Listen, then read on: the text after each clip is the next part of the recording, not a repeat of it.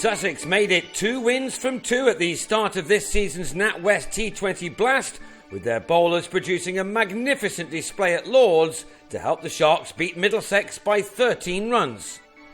Owen Morgan won the toss for the Panthers, and having just lost batting first to Essex, he decided to let his bowlers go to work first, and he was immediately rewarded as the dangerous Luke Wright was bowled by Dan Christian at the end of the first over. In fact, given that Essex had fairly comfortably chased down 180 in the first game on this same pitch, it was a sluggish start from the Sharks, who lost their other opener, Matt Machin, when he was brilliantly caught above his head by Christian at mid-on off the bowling of James Harris. Only 35 runs came from the 6 overs of power play, and then Ed Joyce was out midway through the 7th over as he helped a ball from Ravi Patel to Darvin Milan at deep mid-on to go for 14.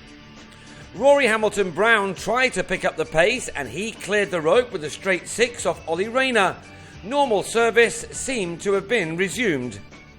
But the Panthers were seemingly well on top when the former Surrey skipper then sliced a similar shot to Paul Sterling off Rayner, having made 15 out of a total of 45 for 4 in over number 8.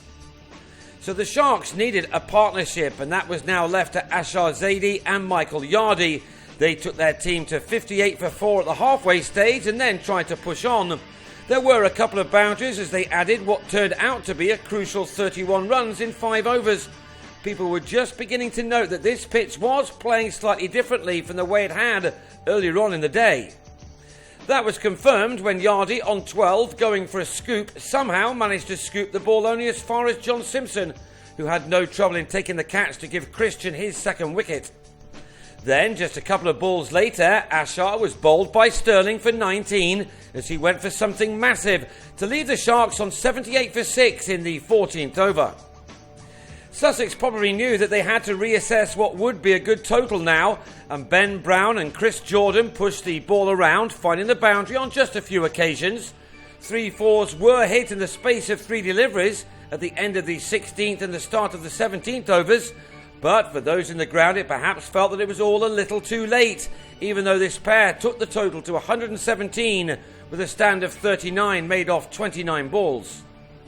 But Middlesex then finished the innings off before all the overs had been used up. Brown on 14 couldn't find enough on this shot and was taken in the deep by Joe Denley. Jordan soon followed after the addition of just one more run. The shots that were clearing the rope earlier on in the day were now going straight to the fielders. Jordan went for a top score of just 25. At least Yasser Arafat, fresh from his match-winning contribution with the bat against Surrey on Friday night, was able to strike a 6, but whereas there had been 10 maximums in match 1 of the doubleheader, this was just the second of this particular innings. When Yasser then tried to uppercut to the third-man boundary, trying something a little different as he had to do at this late stage of the innings, he found Harris instead off Toby Rowland-Jones, who then finished off the innings with 2 balls left as Milan took an easy catch, again some way in from the boundary rope to get shot of Stefan Pilot. The Sharks had been dismissed for 128, and that didn't appear as if it was going to be anywhere near enough, given the events of earlier. During the break, though, the talk turned to the way the pitch had altered as the day wore on, and Yasser Arafat began with the rarest of things in this format, of a maiden.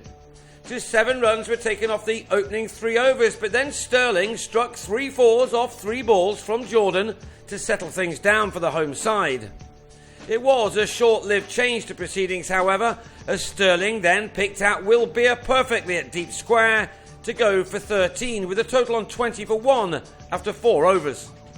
The Panthers were able to keep wickets intact, but were finding fast scoring just as difficult as their opponents, and when Milan was run out by Pilot after the umpire took an age to decide if Beer had knocked off the bails before it had control of the ball, Middlesex were on 51 for 2 with half of their overs completed.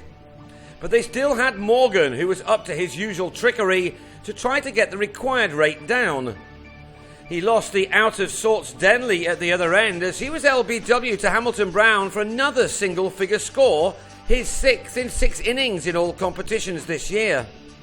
The next partnership was now going to be crucial to the outcome of this game. The problem for the home side was that this boundary from Christian was an all too infrequent event, as the pitch seemed to have slowed down dramatically. That was clear from the way that Morgan had to reach for this shot off Pilot. Rather than landing in the grandstand as it was doing earlier, the ball ended up in the hands of Hamilton Brown. Morgan left on a runner ball 30 and with him went his side's chances. Andy Balbirnie was leg before to Pilot 3 balls later, the former Warwickshire man having a wonderful evening as he finished with the miserly figures of 2 for 15 from his 4 overs. Midway through the 17th, with the total now reading 90, the Panthers then lost Christian, who holed out off Yasser for 14, and with that, there was just too much for the home side to do. Yasser ended with 1 for 17 from his excellent 4 overs. Rayner and John Simpson simply couldn't get the ball to the boundary enough, and what appeared to be an easy enough target at the beginning of the reply was now an impossible one.